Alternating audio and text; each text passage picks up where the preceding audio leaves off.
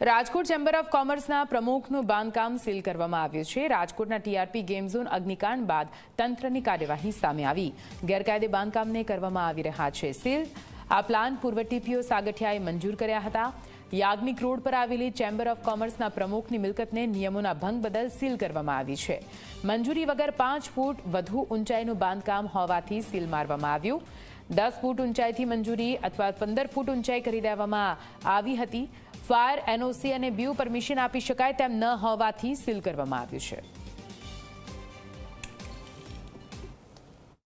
રાજકોટમાં TRP game zone અગ્નિકાંડ બાદ ક્યાંક રાજકોટ મહાનગરપાલિકાના અધિકારીઓની સંડોવણી અનેક જગ્યાએ ખુલી અને ત્યાર પછી એસીબી દ્વારા તપાસ છે તે સતત કરવામાં આવી। જોકે પૂર્વ ટીપીઓ મનસુખ સાગઠિયા છે તે અનેક જગ્યાએ ભ્રષ્ટાચાર કર્યો અને અનેક જગ્યાએ ગેરકાયદેસર બાંધકામોને મંજૂરી આપી હોવાનું સામે આવ્યું હતું।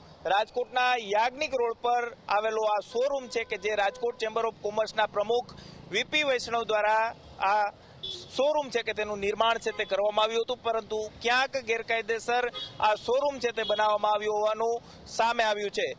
જે રીતના રાજકોટ ચેમ્બર ઓફ કોમર્સના પ્રમુખે આ જૂનું મકાન છે તે લીધું હતું ને ત્યાર પછી ઇમ્પેક્ટ ફી ભરી અને શોરૂમ બનાવવા માટેની મંજૂરી છે તે ચોક્કસથી લીધી હતી, પરંતુ ક્યાંક તેનો જે પ્લાન મૂકવામાં આવ્યો હતો તે 10 ફૂટની ઊંચાઈની મંજૂરી સાથેનો પ્લાન છે તે મૂકવામાં આવ્યો હતો અને ત્યાર પછી રાજકોટ ચેમ્બર ઓફ કોમર્સના પ્રમુખ વીપી વૈષ્ણવ છે કે તેમના દ્વારા 15 ફૂટનું બાંધકામ છે તે કરવામાં આવ્યું। જે બિલ્ડિંગ હતું, શોરૂમ હતો, તેની અંદર બીયુ પરમિશન અને ફાયર એનઓસી આપી શકાય તેમ ન હોવાને કારણે રાજકોટ મહાનગરપાલિકા દ્વારા આ બિલ્ડિંગ છે તે સીલ કરવામાં આવ્યું છે। આપ દ્રશ્યોની અંદર જુઓ કે આ બિલ્ડિંગની જે શોરૂમનું જે શટર છે તેના પર નોટિસ છે તે ફટકારી દેવામાં આવી છે, પરંતુ મહત્વની વાત એ છે કે જે રીતના પૂર્વ ટીપીઓ મનસુખ સાગઠિયા છે કે તેમના દ્વારા અનેક ભારતીય જનતા પાર્ટી સાથે જોડાયેલા જે આ પ્રકારના લોકો છે કે તેમને મંજૂરીઓ છે તે આપી દેવામાં આવી છે। જે ચેમ્બર ઓફ કોમર્સના પ્રમુખ વીપી વૈષ્ણવ છે કે તે ભારતીય જનતા પાર્ટી સાથે જોડાયેલા છે અને તેમના જ બિલ્ડિંગ જે ગેરકાયદેસર છે તે ખડકી દેવામાં આવ્યું હોવાનું સામે આવ્યું છે। હવે ક્યાંક રાજકોટ મહાનગરપાલિકા દ્વારા આ બિલ્ડિંગને સીલ કરવાની પ્રક્રિયા છે તે હાથ ધરી દેવામાં આવી છે।